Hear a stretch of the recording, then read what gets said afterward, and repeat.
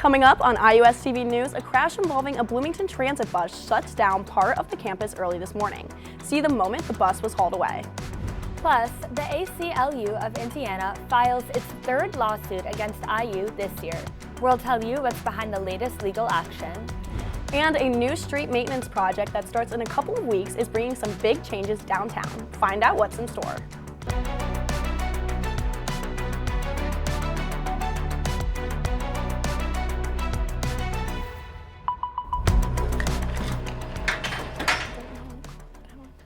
This was the sight and sounds on Indiana Avenue earlier this morning after a bus crashed into a pickup truck.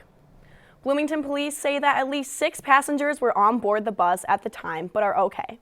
Thanks for joining us for the start of another school year. I'm Ashley Voss. And I'm Emma Gladstone. You're watching IUSTV News. The driver of the bus was taken to the hospital with some injuries.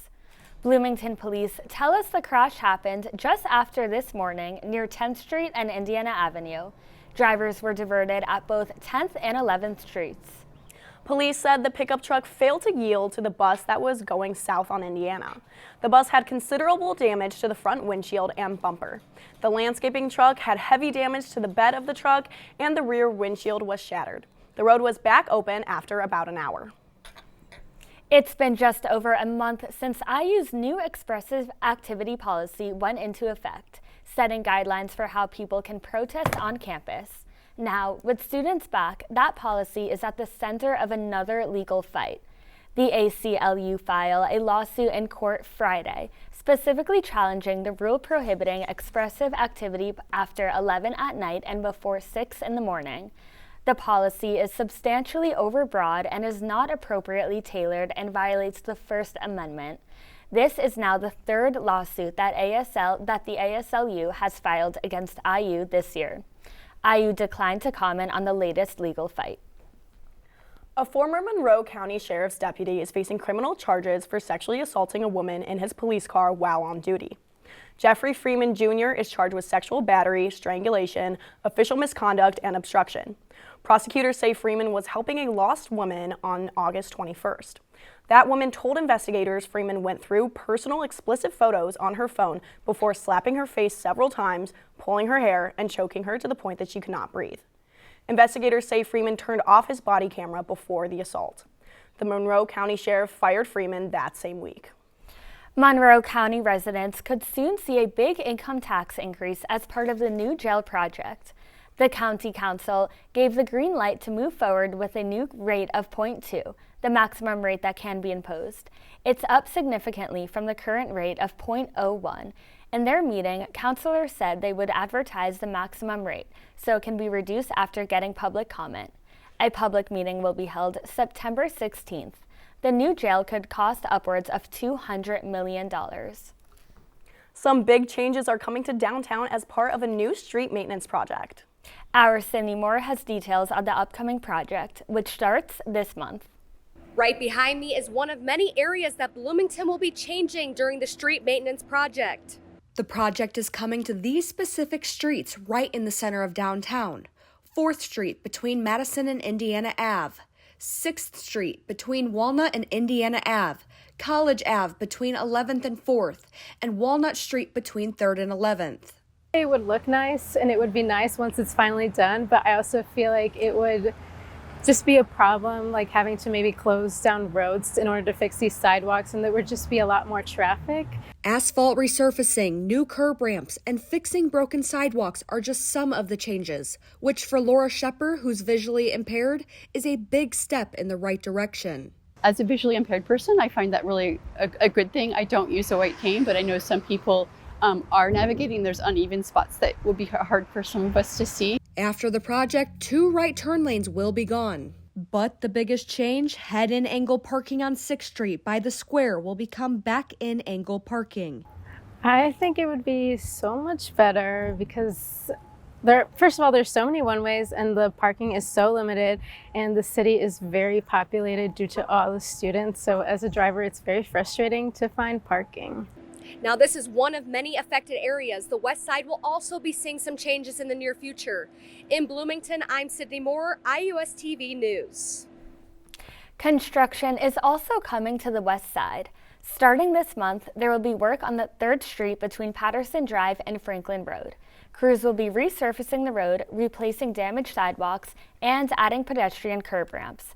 There will also be a new tuck apron for the right turn lane from 3rd onto Patterson, meaning it's a sharper turn for normal drivers. And heads up if you take Interstate 69 south of Bloomington. NDOT announced overnight lane closures beginning Wednesday. This is between Rockport Road and State Road 37 interchange. The closures run each day from 9 at night until 5 in the morning. Crews are working on ID Road sensor maintenance work. You might have noticed some road closures and construction around town lately. Well, there's an update on the Indiana Avenue situation. One lane of Indiana Avenue is open again, making it a little easier to pass by.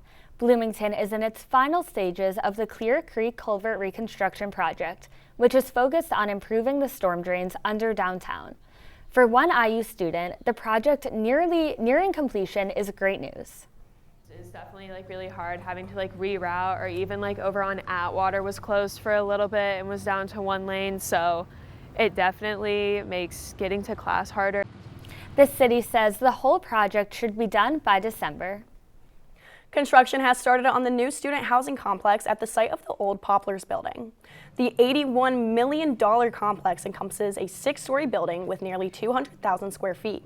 It will be located on 7th and Dunn and will include 3 landscape courtyards, several study lounges, and house just under 400 students. A fresh coat of paint can do a lot for a space, but gym-goers may not recognize the SRSC after this summer's renovations. The main changes were to the ground floor strength gym. Many of the machines have been moved upstairs to make room for new IU branded racks, weights, and lat pull-down machines. Other additions include gender-neutral bathrooms and shower spaces, as well as a wellness studio with relaxation and recovery machines. The main renovations are finished. However, slight changes and additions will continue to be made throughout this semester. Now to the latest on the Israel-Hamas war. Israel's military recovered the bodies of 6 hostages it said Hamas had killed in Gaza. Thousands of Israelis took to the streets across Israel demanding the government reach a deal to bring back the remaining hostages. Rick DeMagella has the latest. Sadness and anger in Israel after the Israel Defense Forces recovered bodies of 6 hostages they say were killed by Hamas. According to the initial assessment at our disposal, they were brutally murdered by Hamas terrorists a short while before we reached them. The IDF says their bodies were recovered in an underground tunnel in Gaza. One of those killed was Israeli-American Hirsch Goldberg Poland, who was taken captive from the Nova Music Festival October 7th. I am just absolutely heartbroken for Hirsch's family, for the families of these other hostages that were butchered by these Hamas terrorists. Israeli officials say Goldberg Poland was one of 3 slain hostages slated to be released in an eventual ceasefire deal. That sparked fresh anger against Israeli Prime Minister Benjamin Netanyahu for failing to secure their release. It's his sole responsibility. He could have saved them months ago. We have to bring the hostages back. We need a deal now for his future, for our future. On Sunday, protests broke out across Israel with demands of an immediate agreement to secure the release of the remaining hostages. But Netanyahu blamed Hamas for there being no deal. In recent days, as Israel has been holding intensive negotiations with a mediator in a supreme effort to reach a deal, Hamas is continuing to steadfastly refuse all proposals. Whoever murders hostages does not want a deal. I'm Rick Damagella reporting. U.S. officials say despite the hostage deaths, ceasefire talks continue, and the White House is hoping to see results soon. A Bloomington staple is closing its doors after more than 7 decades in the business. Still ahead, the message from Cafe Pizzeria's owners on the closure. Plus, the 2024 presidential race continues. Both sides are speaking more on the issue of IVF. Hear what former President Trump said at one of his rallies. But first, a new trail is coming near Switchyard Park. How you can help give your input. We're back in a few.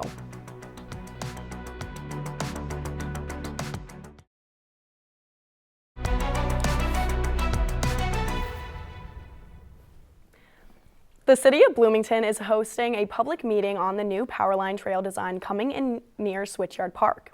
This multi-use trail will connect the Habitat for Humanity Osage Place neighborhood and RCA Community Park and will be about a mile long.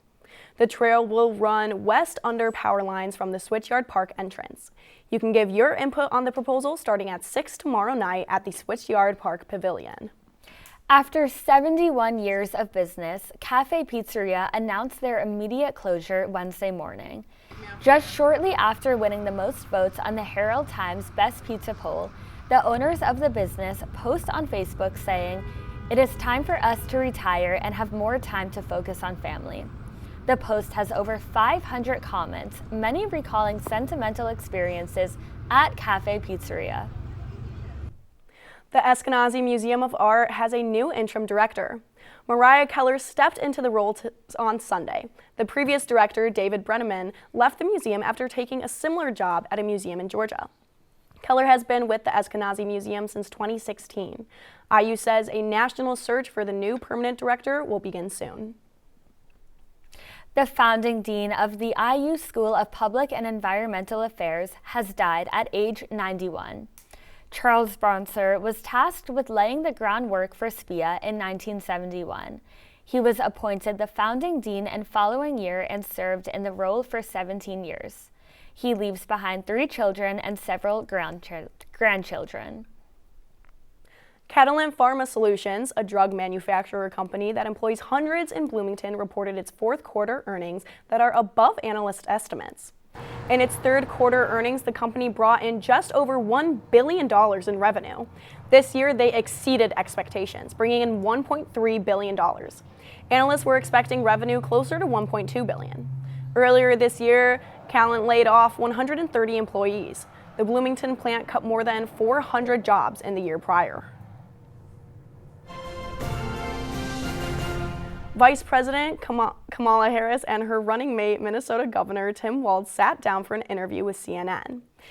It was Harris's first unscripted sit-down with a journalist since President Joe Biden ended his bid for re-election. Cheryl Herbert has the takeaways from the interview.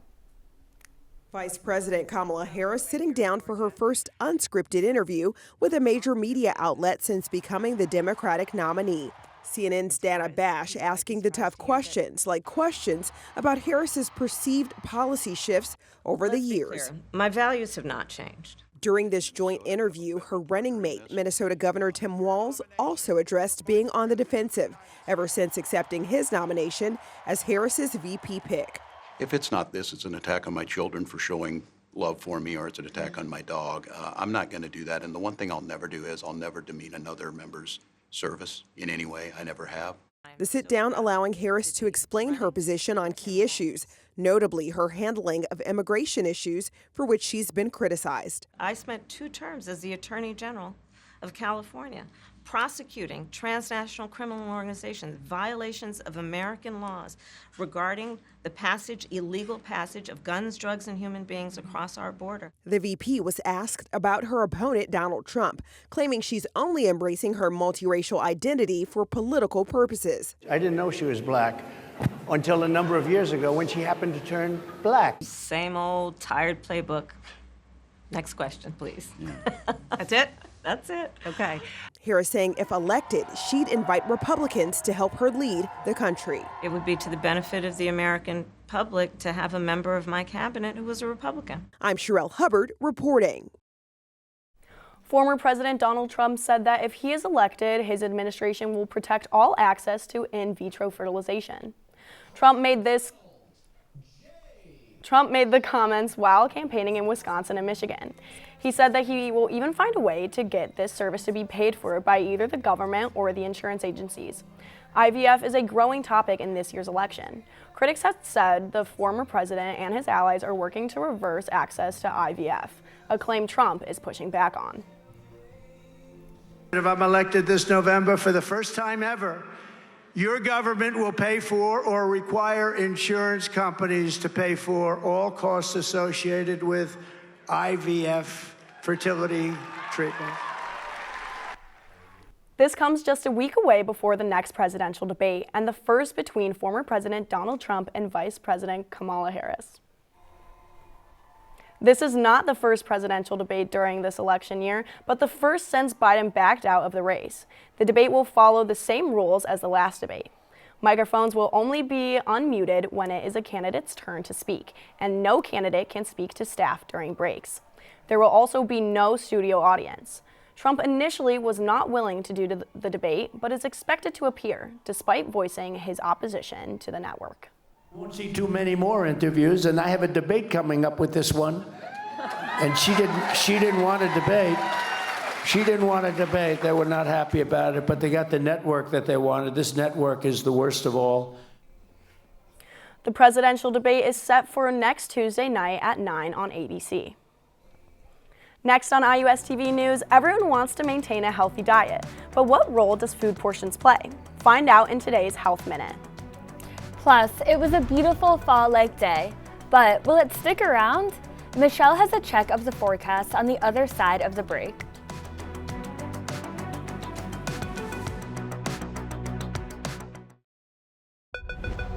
When it comes to maintaining a healthy weight, how much you eat is just as important as what you eat, but it's so easy to consume too much.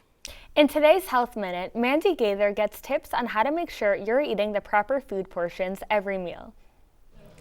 Whether you're eating out or at home, a portion of food is how much you choose to eat at one time. The problem is that it is way too easy to overeat, especially with the large portions dished up at restaurants. How much a person should eat varies based on factors like a person's age, their current weight and height, their metabolism, their sex, and how active they are. But a key part of eating healthy is consuming balanced portions, and there's a tool to help you get the serving size right at every meal, says Dr. Sanjay Gupta. It's simply your hand. For protein like chicken or fish, aim for a portion the size of your palm. For carbs like rice or pasta, a clenched fist is going to be a good measure. A cupped hand equals a half cup of serving of food, so for vegetables, go for 2 cupped hands. Fats like cheese or peanut butter, they should be around the size of your thumb. That's about a tablespoon. And if you struggle with overeating, Gupta says there's also a way to make it seem like you're eating more than you actually do. Use smaller plates and bowls. That can actually trick your mind into thinking that you're eating more than you are, helping you feel satisfied with less. For Health Minute, I'm Mandy Gaither. 2 deaths from West Nile virus have been reported in Wisconsin and another in Illinois. They're the first deaths from the mosquito-transmitted virus in those states this year.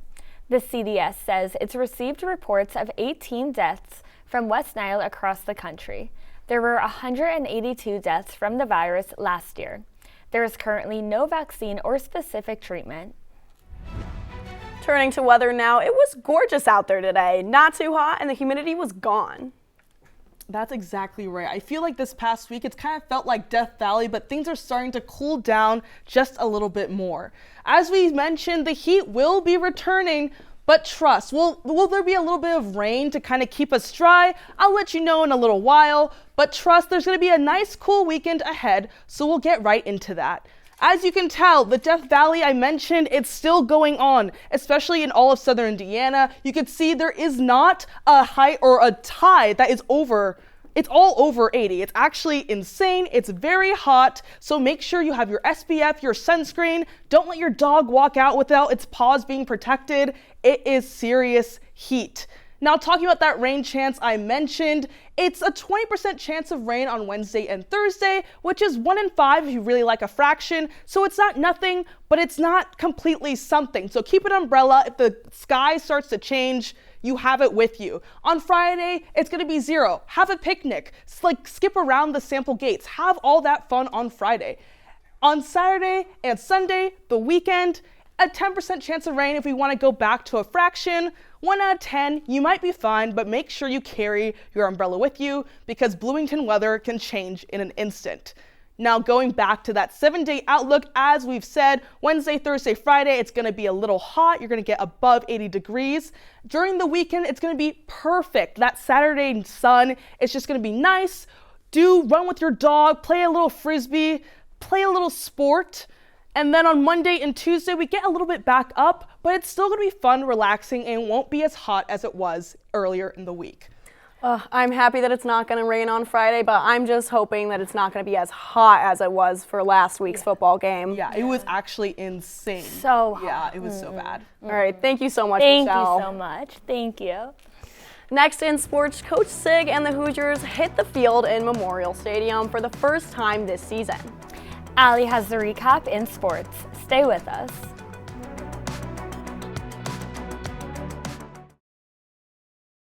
Welcome back, Hoosier fans. It was a jam-packed weekend for our Hoosiers, with men's soccer battling out with their competition in IU football's first game of the Kurt Singetti era. Let's start with football. College football is back, and after waiting 9 months and 6 days, IU football opened the regular season with a home victory over Florida International. After a bit of an unsteady start, the Hoosiers stormed ahead with 21 unanswered points, showcasing a revamped offense and a dominant defense. Indiana's offense was able to spread the ball effectively by rotating 6 wide receivers and using a dual-threat backfield with Justice Elson and Tyson Lawton. New Hoosier quarterback Curtis Renark was impressive, invading sacks and delivering accurate throws. The Hoosiers' defense was a force with 4 sacks and 7 tackles for lost yardage. With a couple of areas to refine, Indiana's improved athleticism and offensive depth set a promising tone for the season ahead. 31-7 was the final score. Jumped up 21-0, had it clicking in all 3 phases. And then, from the middle of the second quarter to halftime, really sloppy ball on both sides. Defense's credit, we shut them out in the second half, held them under 200 yards, thought that was good, teams were solid. But offense just, too many opportunities squandered, and then the protection, just got to get better there. Got to learn to play the lead. Hoosiers are back in action this Friday night at home against Western Illinois. Kickoff is set for 7. In a thrilling top 15 clash, number 12 Indiana fought number 8 Notre Dame to a draw on Thursday night at Bill Armstrong Stadium. The game, which drew a crowd of 4,507 people, saw Indiana take the lead with goals from freshmen Michael Nesci and Tommy Mahalik, only for Notre Dame to equalize shortly after with a free kick goal. Despite Indiana outshooting the Irish 18-6, Notre Dame's goalkeeper Blake Kelly made 8 crucial saves. Next up, Indiana faces Yale at home on Sunday at 8 p.m. That's all for sports, and back to you at the desk. All right, Allie, thanks. Let's get one last checkout of that 7-day forecast. Of course, if you guys didn't see it 2 minutes ago, you're going to see it again. We have Wednesday, Thursday, and Friday. It's a little bit cloudy. It's not going to be as sunny, but on Thursday, you definitely want to make sure you do not forget your sunscreen. On the weekend, again, it's going to be amazing. Plan whatever fun activities you want to do with your friends on that day. Those are the days to do it. And then we get out to the beginning of the week, Monday and Tuesday. It gets a little bit hotter, but it's going to be sunny. It's going to be cute. It's going to be quirky. Well, I'm excited for cute and quirkiness. That I can say. All right, Michelle, thank you so much again. And thank you for watching IUSTV News. For updates between newscasts, check out IUSTV.com. And we look forward to seeing you back here on Thursday. Take care.